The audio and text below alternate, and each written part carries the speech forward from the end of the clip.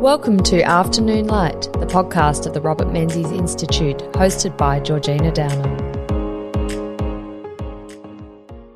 Hello, and on today's episode of Afternoon Light, I'm talking to Dr. Richard Pomfret, who has been an emeritus professor of economics at the University of Adelaide, and he's an expert in international development and international trade. Welcome to Afternoon Light, Richard. Thank you, Georgina. Pleased to talk to you. Oh, and thank you very much for having me in your home here in Adelaide. It's lovely to be back in Adelaide for a couple of weeks, although the weather isn't as I would have hoped. As we were saying before, it's unusually wet for the driest city in the driest continent.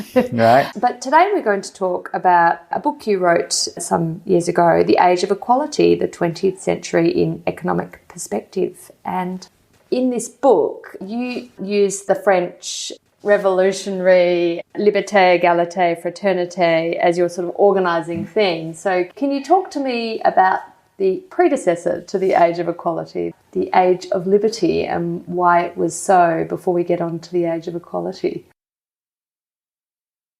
Okay. Yeah, I mean, the idea, obviously a little bit of a simplification, but I think the really big pattern in the century before, in 1900, was this rapid growth of the Western European economies. They come to dominate the world, and that's really based on capitalism. It's based on individual freedom of the people who were the capitalists, maybe not the people in the empire. It was huge. It was the biggest expansion of economic activity we've ever seen in the world. But the problem with all the records we have, that was the peak of inequality. So that was the big issue that came with the Great War.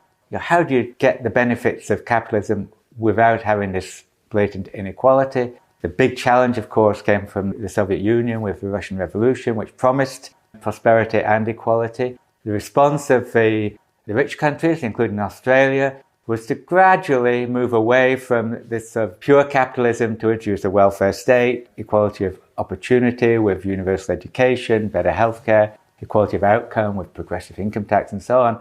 And in the second half of the 20th century, clearly that model was the one that won against communism. In a sense, very, very simply, all over by the 1990s.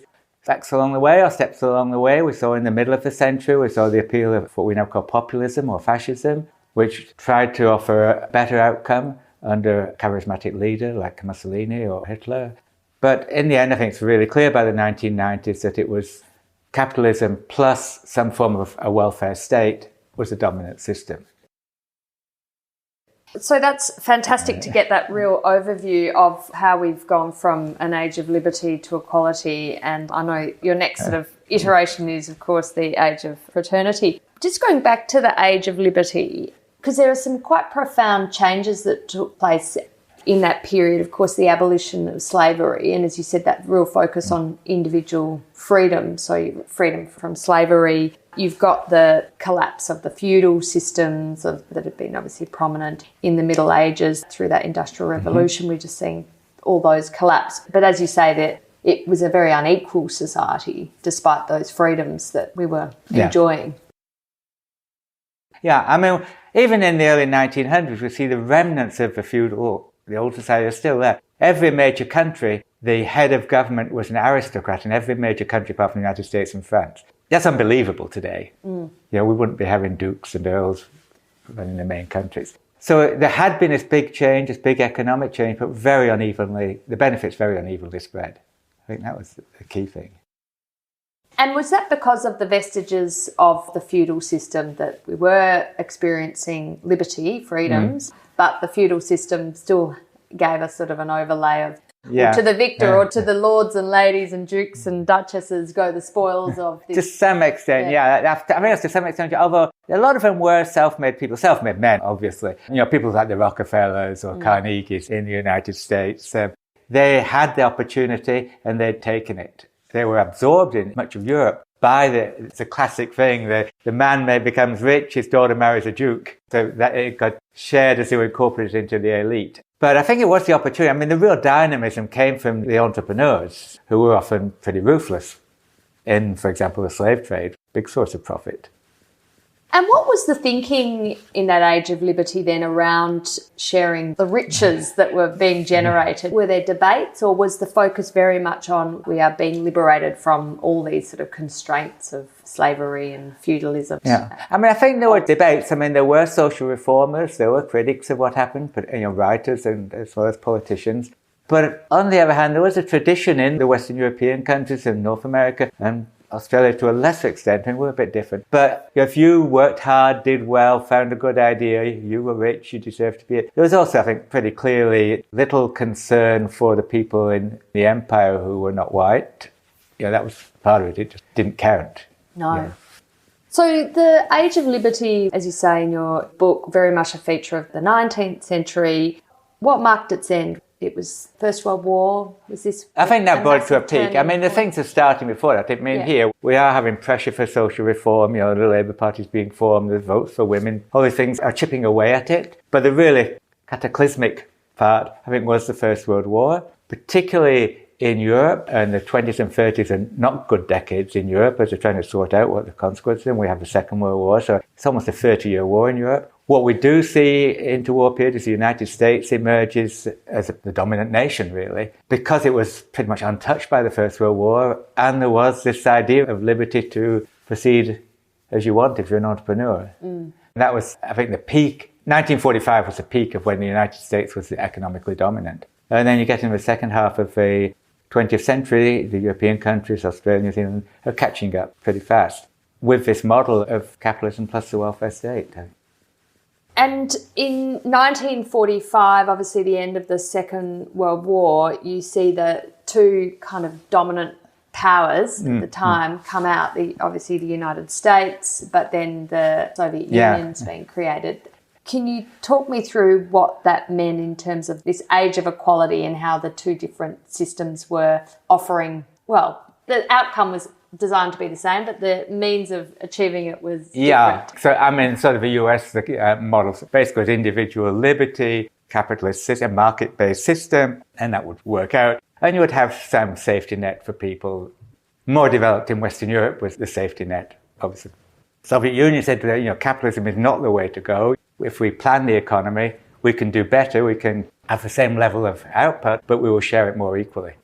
And that was a model that was very popular in many of the countries that had been colonies. They hadn't had a good colonial experience, and they saw this as a good way to go after they became independent. And in many countries, that very well for a decade or so. You're sort of the enthusiasm of independence, the building up an economy, but then the ones that remained fairly government planned, the economy starts to stagnate, as it did in the Soviet Union in the 70s and 80s. So we saw that, I think, clearly that central planning did not work in big terms. It could not produce the level of prosperity that the market-based economies could. Why do you think in that sort of mid-20th century that equality became such a focus for government systems? I mean, why did they focus particularly on equality? What was it about that sentiment? I mean, it's different in the communist countries, but in Western Europe, I think what was very strong was after the end of the Second World War, I think there was a sense that First World War had not brought the major change that the majority of the population wanted. By the end of the Second World War, there was universal suffrage across Western Europe. In the UK, for example, the Labour Party win with a landslide in 1945. Churchill is going to be kicked out. He's the war hero, but he was associated with the economic uncertainty of the 1920s and 30s when he'd been Chancellor of the Exchequer. And the government that came in the UK, and it's the same in the Western European countries, promised the National Health Service, education for all, alleviation of poverty by a safety net, unemployment. That was tremendously popular. I mean, when we see that kind of moving away from that a bit and the recognition of the costs of too much government intervention as we move into the 60s, 70s, 80s. But I think in 1945 there was a huge demand for new and better society. Not necessarily, but not a communist society. The Communist Party is reasonably strong in France and Italy, but in general in Western Europe, it's not so strong. Here, not actually so strong. No. Well, of course, Menzies tries to ban it. That's right, yeah. Particularly not strong. But even without banning it, it wasn't good. And in Australia, then, Richard, again, the Labour Party, who was in government post-World War II, that's offering a similar set of ideals. We'll have education, health, a sense that everyone can get something. close to equal. Is that right? Yeah, I think that's right. I mean, that's a society by the end of the century. That's the society we had. And I think in general, people are fairly happy with that kind of structure. We can complain about specifics. And there's fairly high degree of, I think, bipartisan support for that in Australia. But there was obviously a divergence here, because in the United States and in Australia, it was definitely more of a kind of a laissez-faire model, private enterprise model adopted than, say, in the UK, which had much more of a central planning model, even in a capitalist structure. What led to that divergence between the sort of two parts of the West? Yeah, I mean, we get a bit speculative here, Georgina, but to me it's a little bit the States, Australia, Canada. There's always the idea of a frontier. There's opportunity for everybody. Yeah. It was a little bit harder, I think, in the sort of the big cities of Europe, if you're living in the slums, to believe that you could actually go out and make your own fortune. You know, there were cases, but not many. So there was more, I think, reliance on the government to try to provide the equality rather than you could all do it by your own effort. So in this gap between equality of opportunity and equality of outcome, equality of outcome is more guaranteed in Western Europe. Equality of opportunity is more important in the US model, say. And do you put that down to the US, in Canada and Australia? These are newer societies, so they're not so much bound by the strictures of the old world, of the aristocracy and the hierarchy, the feudal system. That opportunity is much more attainable, whereas in the Western Europe, in Britain... Yeah, I mean, it's much more a land of opportunity. Yeah. I wouldn't want to push it too far, because I think in the 1960s there was a change in attitude there. I think that was a big sort of the idea for youth culture, that you didn't have to wait your turn and go through seniority. But I think the difference is still clear. You know, and obviously there's the Thatcher era in the UK, which was copied even by socialist governments. Mitterrand in France or González in Spain, they actually did a lot of privatisation, liberalisation in that period of the 80s. So the Soviet Union obviously offering a very different economic model. And as you said before, it was adopted by a lot of countries, a lot of developing nations. But why did people think that that was a winning model to start with? Well, I think the Soviet Union, they won the Second World War. Yeah. That was, I think, pretty impressive. Yeah, it wasn't like the First World War where Russia pretty much gave up. So they were really good at just churning out millions of tanks and artillery that won the war. They were really good at satisfying basic needs. And the part of the world I work on in Central Asia, in Turkmenistan, it's estimated that 20 women could read in 1918. It's universal literacy by now. Wow. By the 70s. These are huge. Primary education, basic healthcare, basic housing. Not what we want, but it provided all those things fairly quickly. But so then it's sort of offering a great efficiency of service delivery. Yeah, and particularly for basic needs satisfaction. You know, that there were no famines after the Second World War. But it couldn't really get beyond that. There was no initiative, there was no improvements.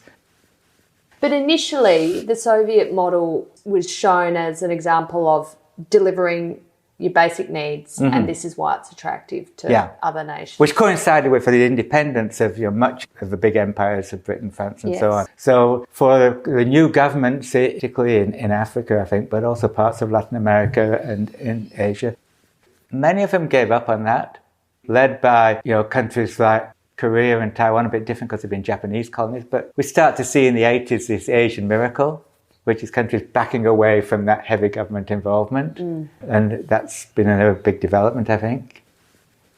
And as you were saying, once you got to basic service delivery, you got your basic health, basic food, basic levels of education, of numeracy, literacy. Beyond that, the Soviet model doesn't really deliver. So why is that? Why is it not capable of reaching the standards, say, of the United States? I think a lot of things. I think it's a lot to do with incentives. Yeah. So when we talk about the big breakthroughs of technology, but a lot of improvement in productivity actually comes on the shop floor. It comes in the office. And that just didn't happen. There was no incentive to do that in the Soviet economy.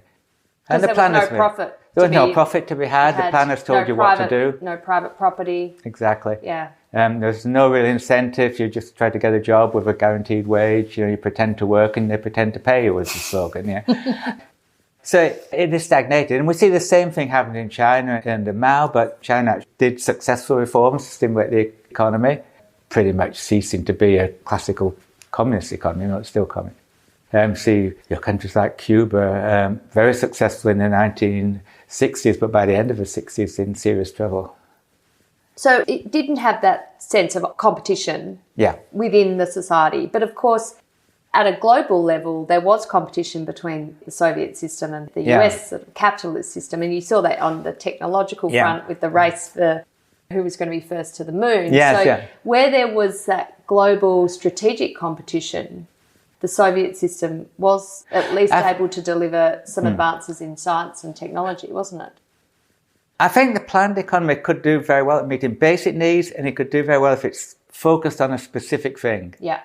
So, the elite education institutions, one of them stuck in the Siberian, Novosibirsk, they were at the forefront, and they got a lot of resources, and they say that Yuri Gagarin was the first man in space. They didn't quite get the first person on the moon. They did very well in that. They did very well in the Olympic Games at winning medals. They did hopeless. The most popular sport in the Soviet Union was soccer. They were not hopeless, but they never won anything at soccer because they didn't have a team and the imagination. It was more where you had just had training, I think.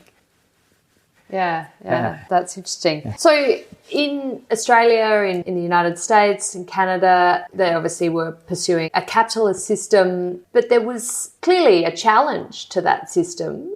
The Communist Party was active in all those countries. And as you were saying, Menzies tried to ban the Communist Party in 1951.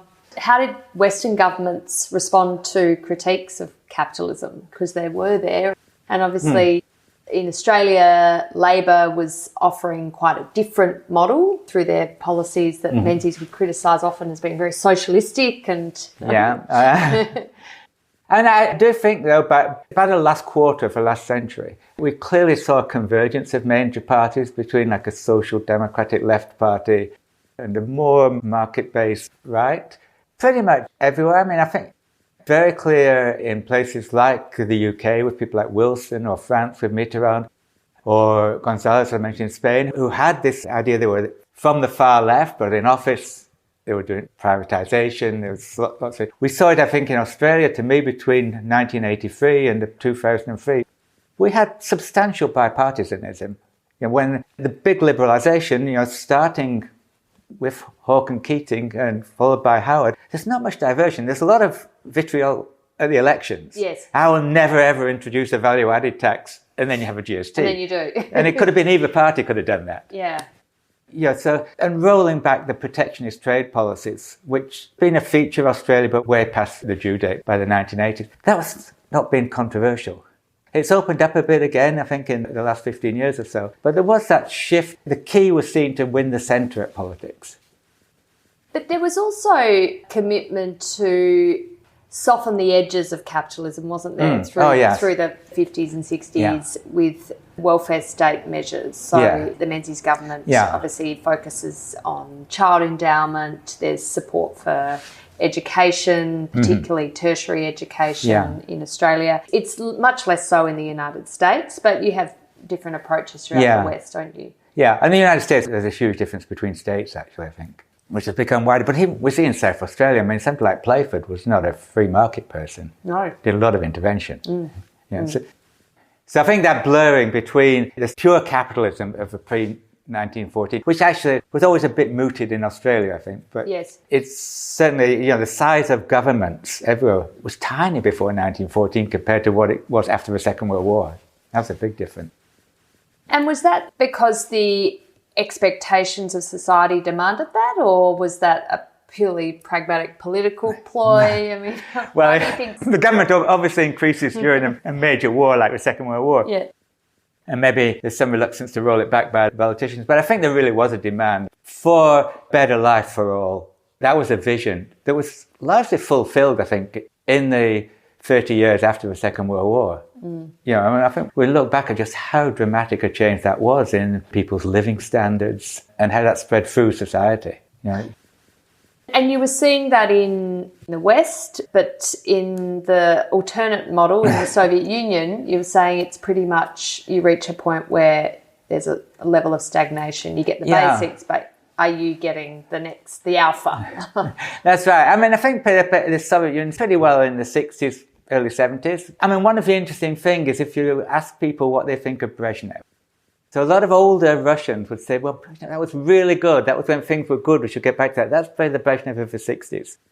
If you talk to people in the West, well, Brezhnev was the guy that oversaw the decline of the Soviet Union going into Afghanistan and so on. So it was during his long, long rule in the 70s, I think, that switched over from looking fairly positive, particularly if you're a poor person or a poor country, to switching over. The Afghanistan debacle in the 1980s kind of highlighted it was no longer a superpower.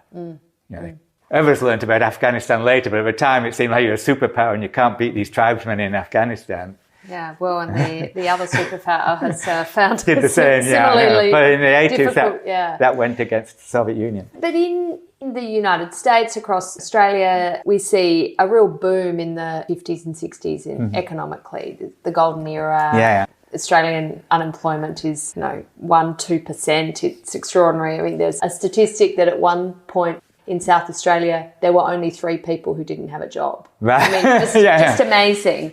What was it about the system and the policies that were being adopted in that period that led to such a global boom in the capitalist West? Yeah, I mean, I think a lot of it was recovery from the Second World War that started off, but also it was a good system. Yeah. The whole global market system had been really disrupted in the 20s by the return to the gold standard was mismanaged. The 30s, you had the Depression, a lot of protectionism.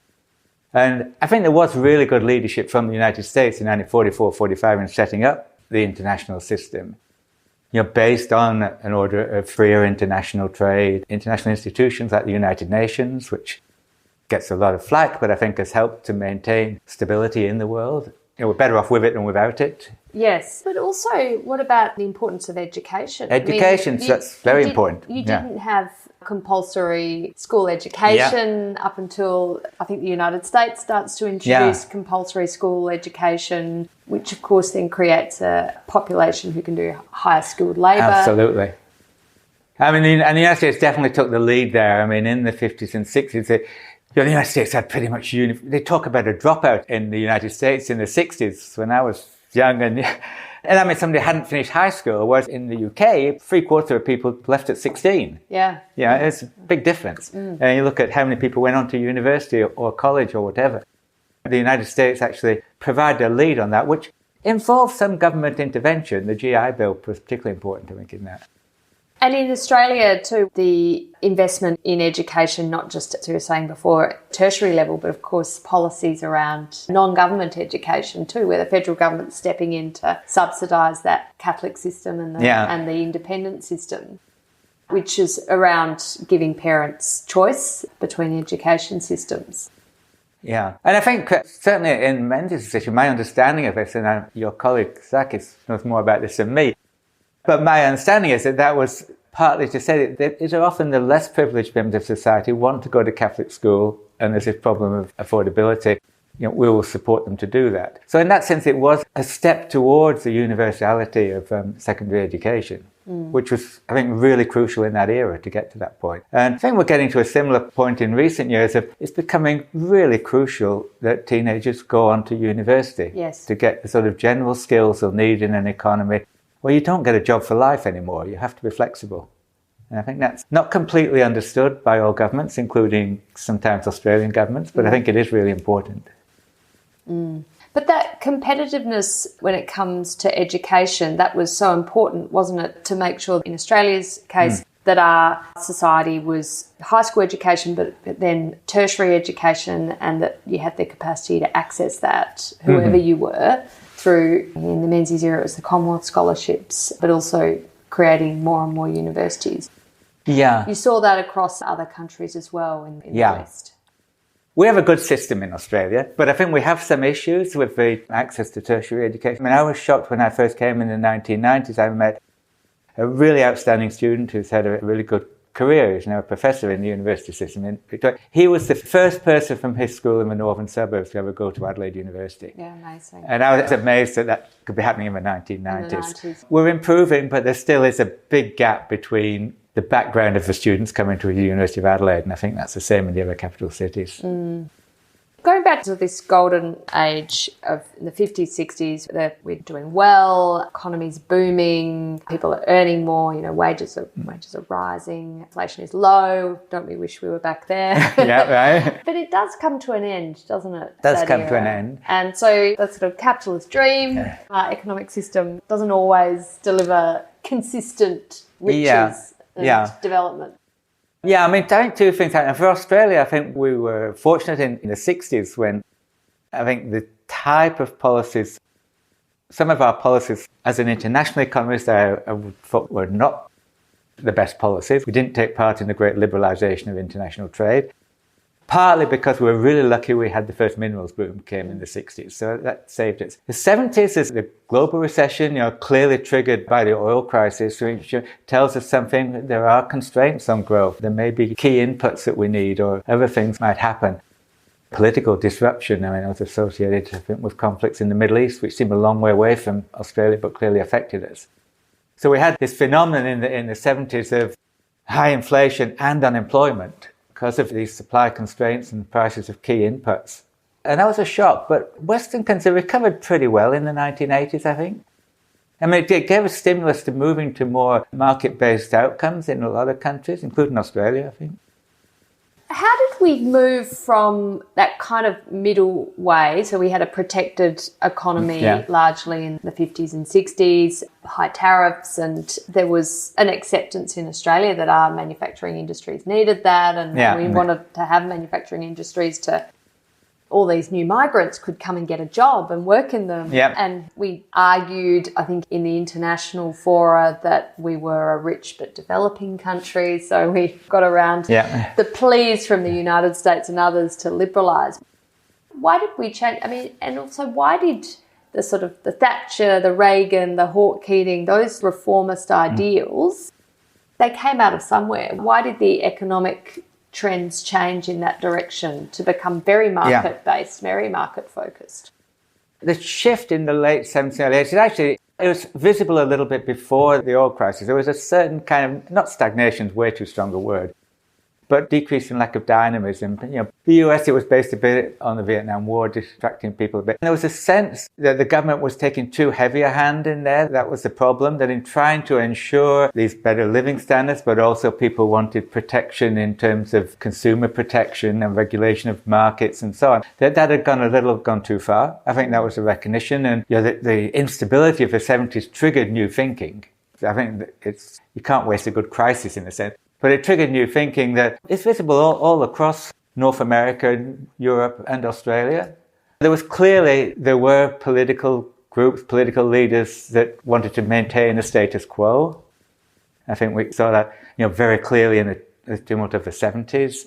But as I said earlier, when we start to get the big reforms in 1983, and in some sense it kind of needed a Labour government to push through the unions and others to get these reforms, that once that started, it was fairly bipartisan. And to me, it's really impressive, particularly from the 83 to 2003, just how you can have people coming from outside say, look at the swearing in Parliament and how people treat them. But it was actually bipartisan on the big issues. Yeah.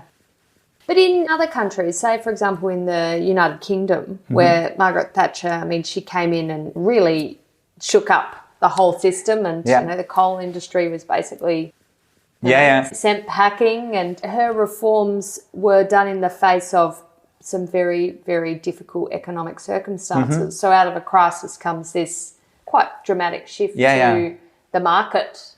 Yeah. The crisis of the 70s, different effects always in different countries. In the UK, it really almost destroyed the Labour Party as an opposition. It split into Labour and the Social Democrats, which partly enabled the more united Conservatives to rule through the 80s when we had the big reforms. But then, when Labour do finally come back, it's with Tony Blair, who is not a radical, would call Tony Blair a communist sort of thing. So I think there was that movement to the centre. The left parties realised they had to occupy the centre as Social Democrats if they were going to ever get power again. And at the same time, the successors are leading the Conservative Party in Britain. They've talked about one nation. They're not kind of tooth and claw capitalists.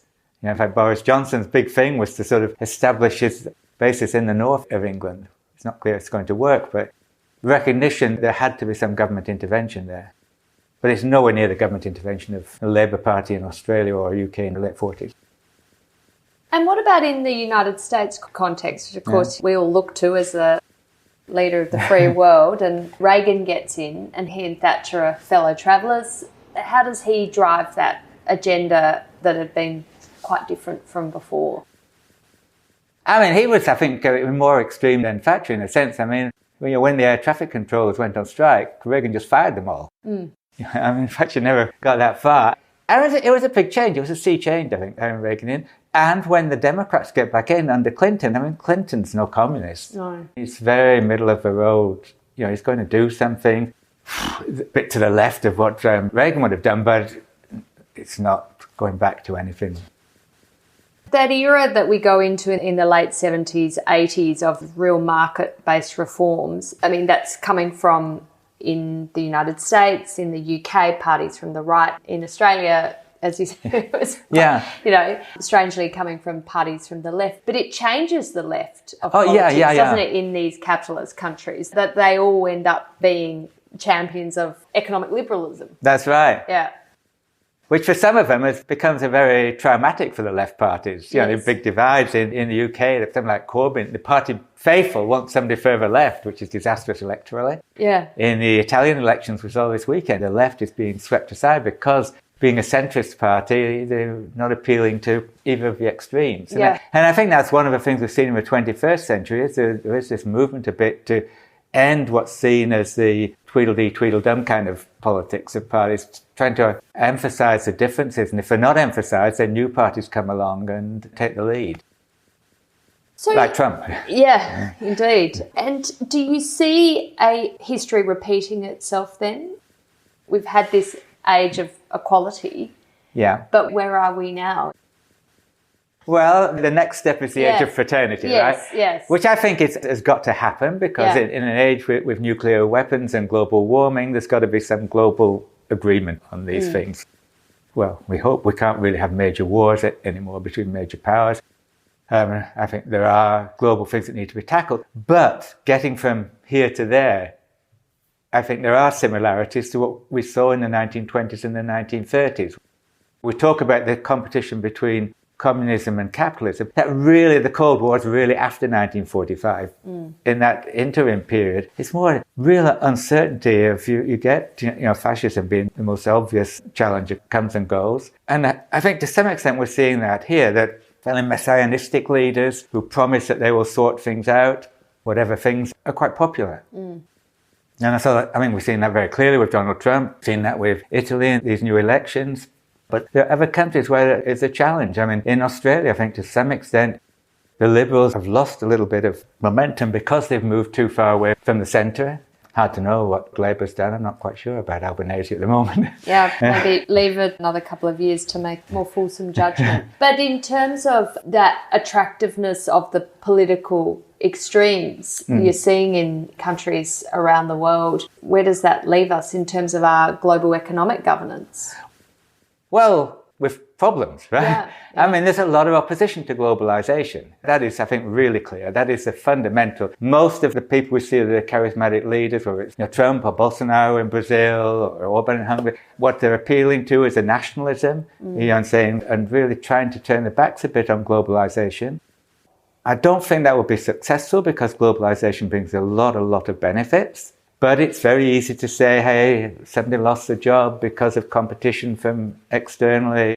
I suspect it's a bit limited in Australia because we opened up very late. We're just seeing in the last 20 years some of the benefits. You look at the roads, we've got a lot of choice of cars. We've got a lot of choice of many things that we didn't have. We've just put in solar panels. That's a great example of globalization. So invented in France, developed in the US, panels are produced in China, and we get them in Australia. Yeah. It's great. But, people, it's very easy to, I don't like nationalism very much, but it's very easy to arouse nationalism on some of these things, particularly if you can target a nation where the people don't look like your people. So I think there are these problems. There are serious problems. One wonders what will happen with some of these more extreme governments. Yeah.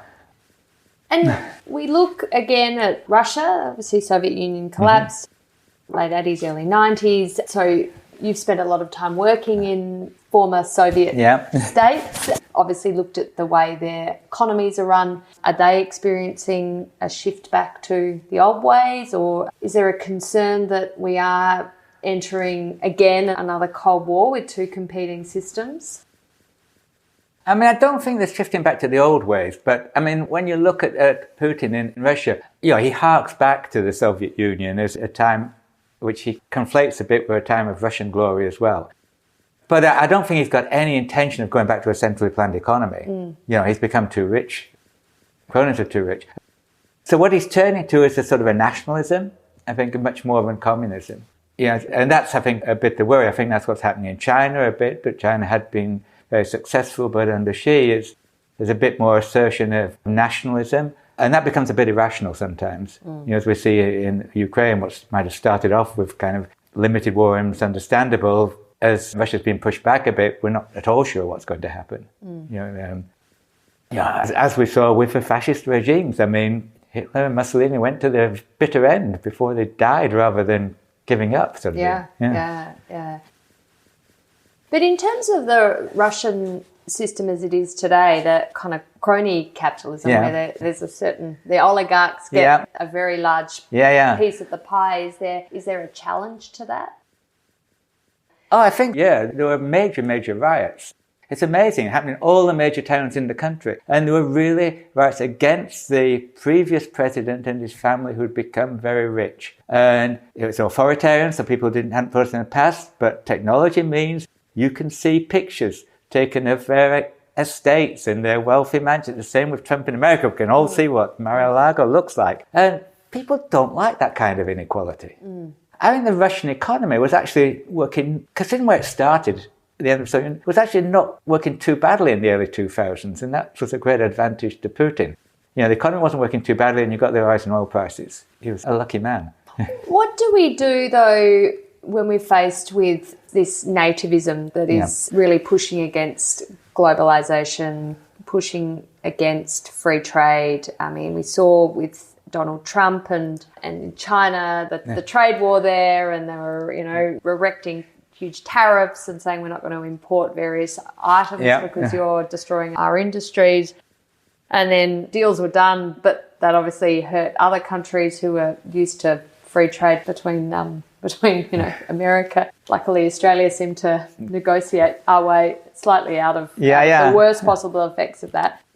Even more, we're seeing concerns around technology transfers and the strategic consequences of that. In Australia and Five Eyes countries, we banned Huawei, the Chinese technology company, from operating telecommunications systems here or setting them up. So, we're seeing a bifurcation in the global economy and a pushing back against free trade, which for generation has seemed to be the way to do things. How do we counter that? Yeah, I don't know if we should generalise on that, Georgina. Clearly, I mean, the Trump administration was a shock, the extent to which they tore up treaties and working against the international system. I think there is a role for middle powers like Australia. To me, the main initiative has been the kind of clumsily labelled comprehensive and progressive Trans-Pacific Partnership. Yeah. But that includes Australia, Japan, Canada, Mexico. These are all fairly major middle powers committed to extending the World Trade Organization to have rules. We've forgotten about tariffs because they've gone in these countries. They're not going to come back. But have rules about digitalization, about services trade, and about regulation. To me, that's very promising. The UK wants to join the CPTPP. It's very promising, but it's always a problem in an international system about how do you harness the really big powers who think kind of they can do what they want, which is essentially Putin's stance. Seems to be shared a bit by Xi, shared by Trump. That's the problem. The world was really lucky that in 1945, the United States did sponsor a global system that was more cooperative than that. And as I say, in the age of fraternity that's coming up, we need to go that direction. But there are a lot of worrying signs, I agree. Yeah. And not least in your home country, you had another curveball, which was Brexit. Yes, that's right. Yeah, which I will show my colours here. I was a big supporter of Brexit. I'm a former diplomat. I saw the potential for Britain to re-enter the world as a foreign policy actor in its own right. Mm-hmm. And we've seen most recently on Ukraine, Boris Johnson, who's Prime Minister up until very recently of the UK, was able to forge a foreign policy response to Ukraine that if the UK had been part of the EU, arguably it wouldn't have been as robust. So there are certain benefits. But of course, in terms of your sort of age of fraternity, that presents a challenge.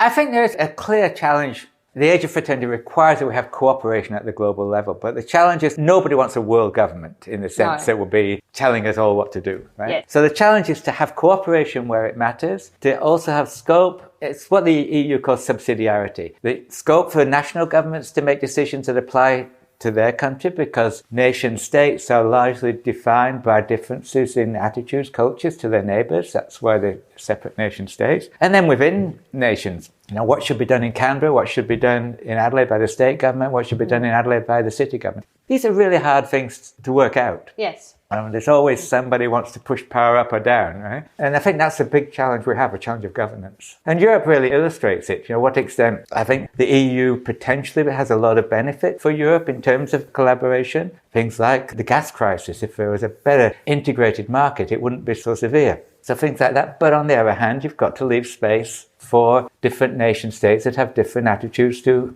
how the society should be run. Yeah, indeed. Well, and as you say, it's an issue we come up against here in Australia, let alone in the EU. A much much broader system. Richard, are you optimistic?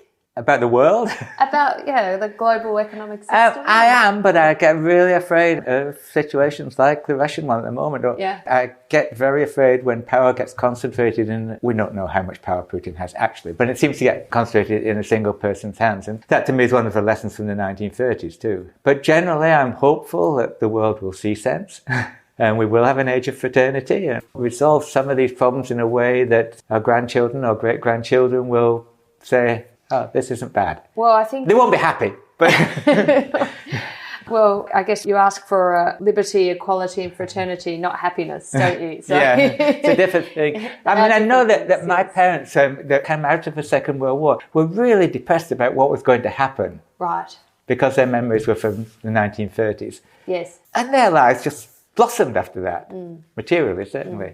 And so I'm hoping we're certain similarity, that we're seeing some dark clouds at the moment, but things will get resolved. Well, and we've been, of course, through the COVID-19 pandemic, been through an incredibly difficult period. But again, a period that begs the question, if we are focused on dealing with these global problems in a cooperative way, surely we can overcome them much better than if we just fall into our individual nation-state groups. And the COVID, I think, was a great example of globalisation. Some of the ways of delivering the vaccines that were developed in the US and the UK, Sweden, came from a company in Germany run by a Turkish immigrant. Yes, to me, that's a great story. Yes, indeed. Well, let's end here on a note of optimism, Richard. It's a much better way to be. Yeah. Thank you so much for your time joining me on the Afternoon Light podcast. Wonderful to talk to you, Georgina, and good luck with the Institute. Thank you. That's it for this week's episode of Afternoon Light, the podcast of the Robert Menzies Institute. Please make sure to subscribe and catch up on our latest online content on our website or on Twitter, LinkedIn or Facebook.